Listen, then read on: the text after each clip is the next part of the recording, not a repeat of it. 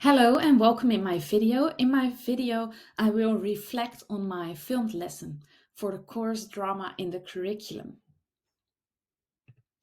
Some information beforehand.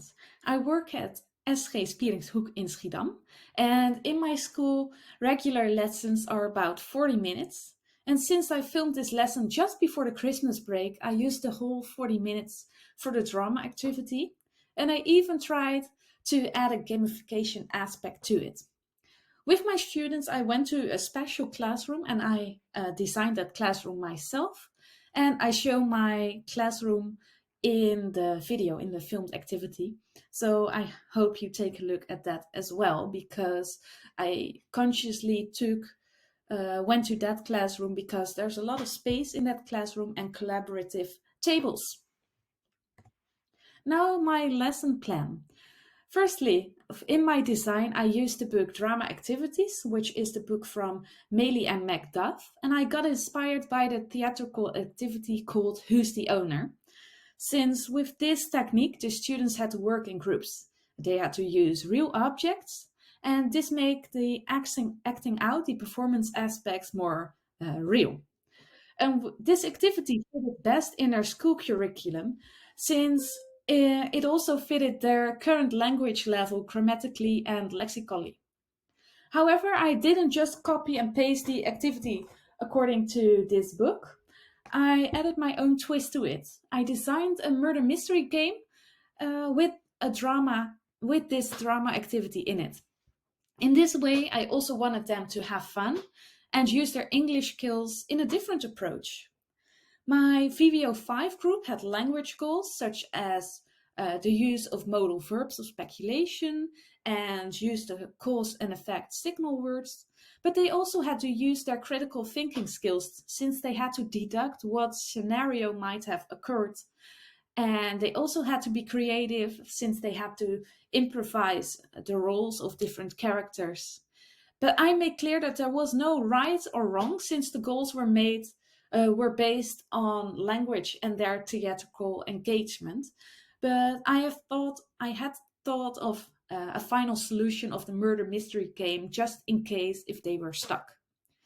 So, as mentioned before in my lessons, the school lessons are 40 minutes long, and I designed a few phases in the lesson, as you can see in my filmed lesson as well. Just phase one was each group got an object, and I wanted them just to look at, okay, what have I got? One group got a dumbbell, one group got a deck of cards, one group got a bag of coins, one group got a magnet with Las Vegas on it, and another group got a lock. And they had to use the modal verbs of speculation to talk about it. To whom does it belong? What is it used for? Is it old? Etc. Just talk in the group. What is it? What could it be used for? And then in phase two, in 10 minutes, each group tried to build up a picture of the person who owned the object. And they had to come up with a scenario of what their life was like. So they had to improvise and use their deduction skills just based on one object. In phase three, since each group got one object, they all had to share their interpretations with the rest of the group. Just one person had to do that per group. In phase four, people switched so that all object knowledge was combined in all of the group, and they had to create a scenario based on the murder mystery aspect. They had to create a scene, they had to improvise, and they had to reenact in front of the class eventually. And they had to come up with a scenario, what might have happened, what is their interpretation, and how could they improvise a scenario with all those objects in it. And lastly, phase five is their performance. They had to perform their theatrical piece within their newly formed group, and they had to speak English, and all the others watched the performances. And lastly, we will round off the lesson and share some feedback. The target group is VWO5. Usually this VWO5 group is working really hard. They are shy children and they are always in their notebooks. So that's also a reason why I chose this group for my filmed lesson. I really wanted them to come out of their shell and interact. And that is why I used clear communication goals. I wanted them to solely communicate in English, and I guided them on the grammatical upper form aspects, such as the modal verbs of speculation, the cause and effect signal words, and that is why they have previously learned. That is why they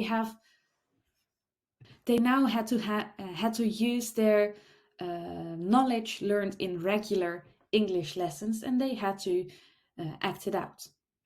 The objective in this lesson goal was you will expand your deductive skills, since it was a Sherlock Holmes murder mystery game, and you will deduct the characters of a person, the characteristics of a person from an object they owned, and they have to eventually act it out and create a scenario. And why did I choose, or why these objectives? I kept the board really simple, but the focus on the lesson is very clear. I wanted, most of all, to focus on the theatrical aspects. I wanted them to have fun before the holiday break and show if they can adapt the learned English skills in a real simulated scenario. And only English allowed, as I said before, and I wanted to focus on their suitable grammatical and lexical skills that they just had learned in the lesson. So I wanted them to apply it. Some additional information they got before the actual lesson or the actual activity started was I gave them scaffolded examples. Grammatical instructions were on the board just as a recap. And I talked with them about it for maybe 1 or 2 minutes, because most of the time I wanted them to be in charge instead of me.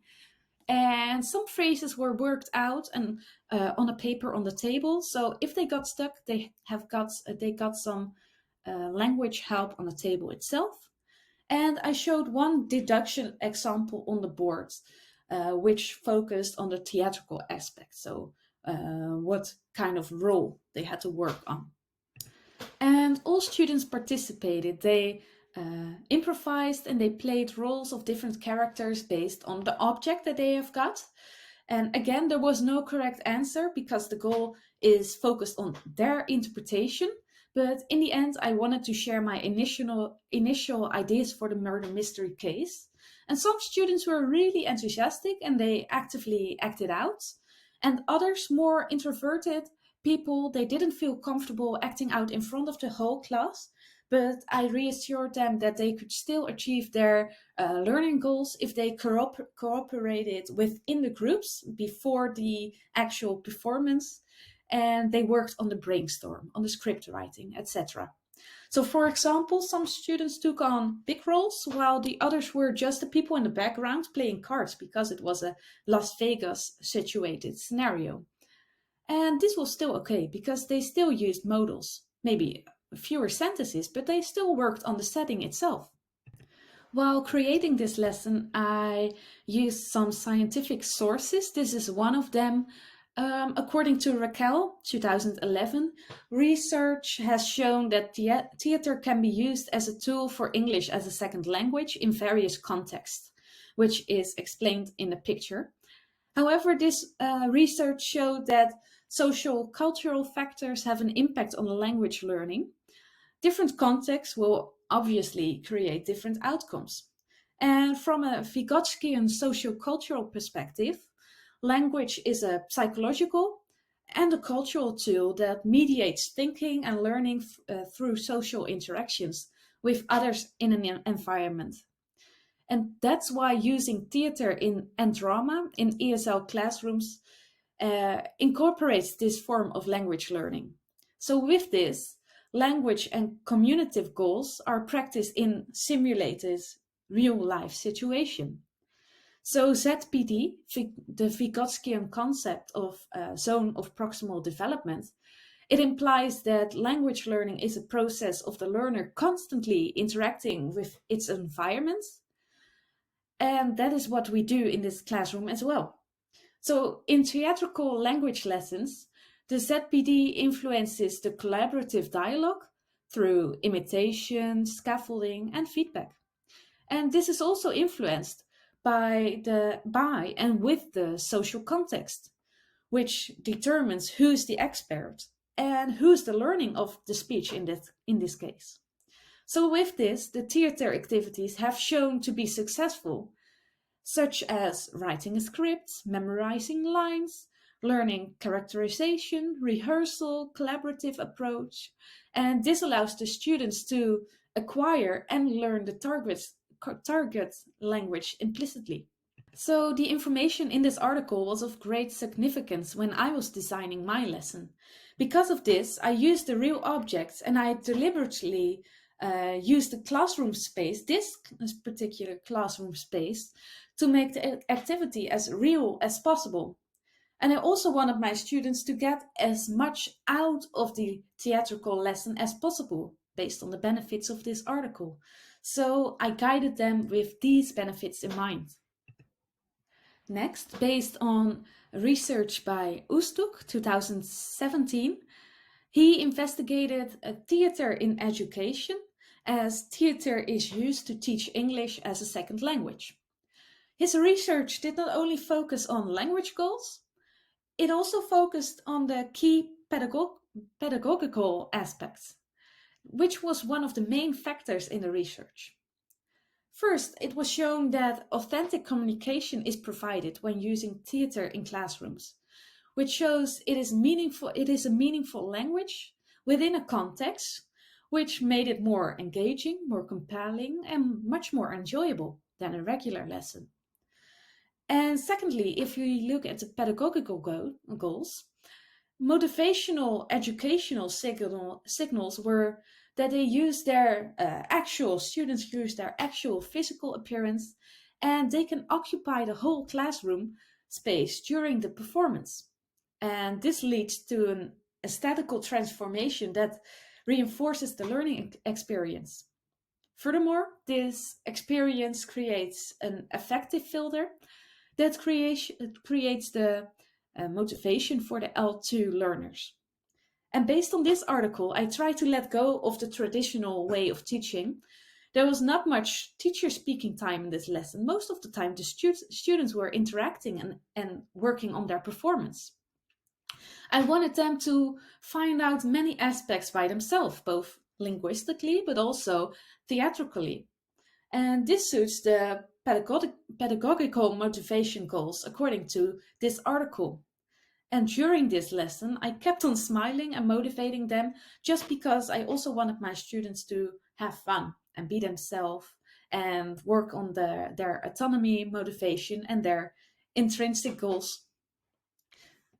Lastly, in Gualdron and Castillo's research from 2018, in the theoretical framework is stated that drama has been used as a tool to empower individuals. It is related to aspects such as a personality, attitudes, beliefs, and personal needs, which make the participants feel attracted to performing certain activities, roles, or tasks during the lesson. According to these two researchers, acting and performance in an L2 context offer their participants the 4 C's of intrinsic motivation, which is their actual theory. The first one is challenge, the second one is curiosity, the third one is control, and the fourth one is context. And according to this article, effective foreign language teaching and learning contemplates the phenomenon of intrinsic motivation. L2 learning through acting allows meaningful, motivational, and inspirational learning. And during my lesson design, I kept this 4C theory in mind. This is when I adapted the activity from the book to the Sherlock Holmes murder mystery case because I wanted them to be curious. And they were also challenged because in my lesson they had to adapt their currently learned grammatical and linguistical lexical aspects, and they now had to apply it and not just use it while writing.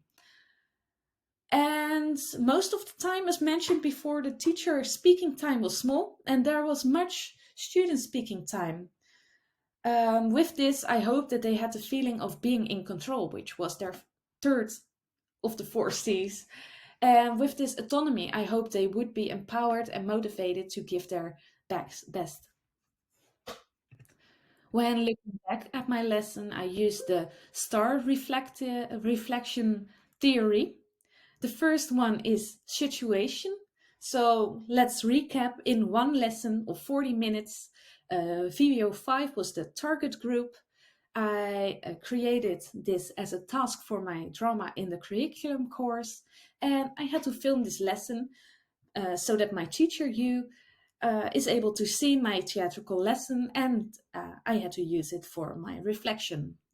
The T is for task, and I had to design this theatrical lesson based on variously previously mentioned sources, 3 research sources, and the book. I used my own creativity, and I used my knowledge about the target group. Now, when we look at the action in this lesson, during the lessons, I try to guide the students with their preparations for their improvisational act. And I motivated them to keep talking in the English language, and I motivated all the students to collaborate in some way or another. Some students were more introverted and they had a role in the background, and in comparison to other more extroverted students, they had the more bigger roles, but all work was divided equally. However, these students did most of the script writing work, the more introverted person, and they worked on the brainstorm session before, and the others just acted out a little bit more. So it was all balanced. As a result, the fourth letter in this reflection part, if I compare my strengths and weaknesses in this lesson, in my opinion, my weakest point was the beginning of the lesson. It was their first time in this classroom because I have 2 classrooms. One is this one, and I have another one which is just a regular classroom with a lot of tables. And the students paid more attention to the room itself than to the lesson goals at the beginning of the lessons. However, they were intrigued when I started talking about the murder mystery aspect. One of the biggest strengths in this lesson is that this is actually a really serious and quiet group of students. So I really wanted them to come out of their shell and enjoy themselves. And I think that this went very successful. And lastly, the reflection part. All in all, I look proudly back on this lesson. The goals suited the target group. They had fun, they participated actively, and it was a suitable timing in the school year because it was just before the Christmas break, so I was able to use the whole 40 minutes. And I wish I could create more theatrical lessons in the future because I believe it is something they will remember, and I had a lot of fun working on it. So when I look back at this lesson, my first recap is that theatrical activities in EFL classrooms, they are evidence-based effective. And the next recap is it proved to be effective in my lesson as well. So a practice-based approach. All students cooperated, they used their English skills, they performed wonderfully. And in the future, 2 things. I would use this book again, of course, because there is a lot of information in it. And secondly, I would still use real life situations because that appeared to be the most beneficial elements in the lessons to guide them to work on their theatrical performances. And while saying that, these are the sources that I have used in my lesson. I used three research sources and this book. Thank you for watching.